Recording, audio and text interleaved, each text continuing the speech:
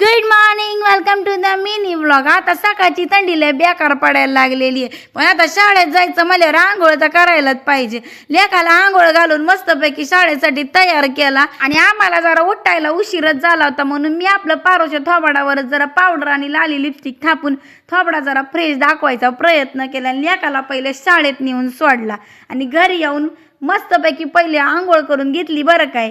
आणि भूक लागली होती म्हणून नाश्त्याला ब्रेड जाम खायला घेतला आणि माझा एक्सपेरिमेंट चुकला.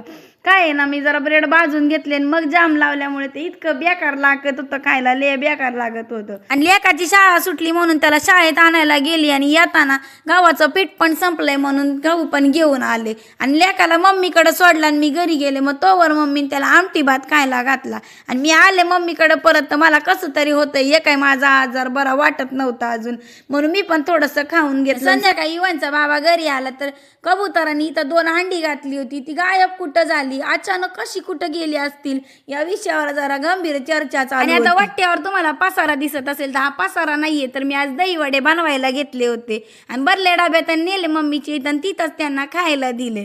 आता मी असलं काही ना काही आयटम सारखं बनवत असते, त्याच्या मागचं कारण एकच आहे की या बाप बेटांच्या डोंगणाचं जरा मांस वाढावं. पण यांच्या डोंगणाचं मांस काय वाढत नाही, पण मी तर साधं ग्लासभर पाणी पिलं तरी 2-4 किलो माझं कसंही वाढतंय.